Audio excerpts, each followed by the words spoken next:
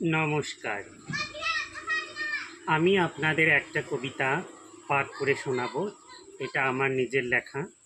আমি চেয়েছিলাম 15ই আগস্টের দিন শোনাবো, কিন্তু আমি অসুস্থ থাকার জন্য আপনাদের শোনাতে পারিনি, তাই আজ শোনাচ্ছি। কবিতার নাম আমার মা, কবি সজল সরেন। হায়রে আমার সোনার জন্মভূমি, আমার মায়ের নাম হলো ভারতবর্ষ। ভারত মায়ের সন্তান আমি, ভারত মায়ের সন্তান দেশবাসী। আমার মায়ের নাম হলো ভারতবর্ষ। রক্ত দিয়ে প্রাণ দিয়ে যারা মাগো এনেছিল স্বাধীনতা, তাদের মাগো জানায় শত কোটি প্রণাম। গঙ্গা মাকে বলেছ মা তোমায় সবুজ দিতে, তাই তো তুমি গঙ্গা মাকে বুকে ধরে বহন করেছ। পূর্বে মাগো বাংলাদেশ, পশ্চিমে মা পাকিস্তান, তারই মাঝে মা রূপে বসে আছো।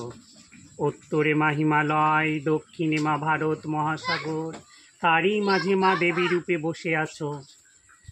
বন্দে মাতরম, জয় হিন্দ বলে তোমার ছেলে সাহস যোগাও প্রাণে। বন্দে মাতরম, জয় হিন্দ বলে তোমার মেয়ের বল যোগাও প্রাণে। জনগণ মন অধিনায়ক জয় হে, এটা হলো আমার মায়ের জাতীয় স্তোত্র।